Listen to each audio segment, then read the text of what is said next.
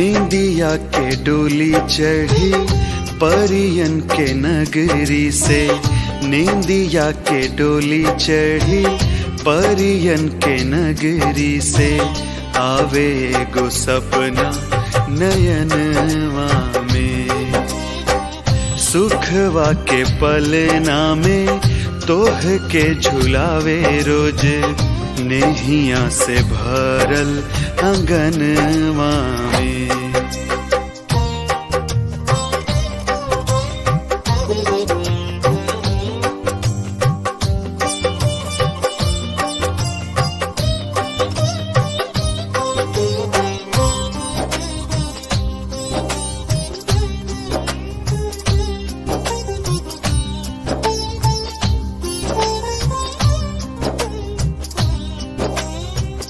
कबहू न घेरे पावे गम के बदरवा, कटी छटी जाए कुल दुख के अनहरवा।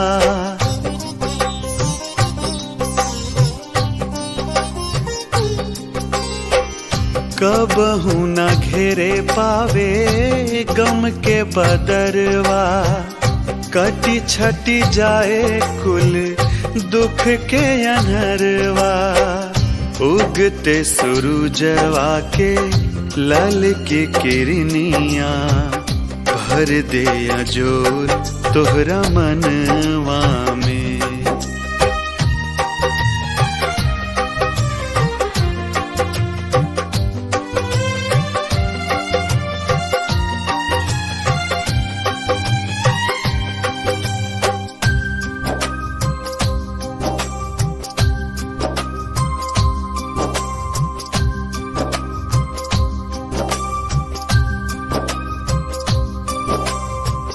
हंसला पे तोहरे दिल मोरा चहके, दुखवा तोहार हो दर्द देला हमके।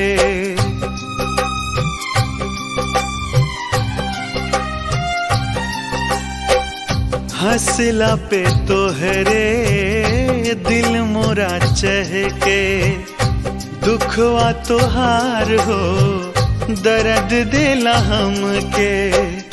जिंदगी के बगिया में इतनी बहार मिले, जितने की धरती गगनवा में।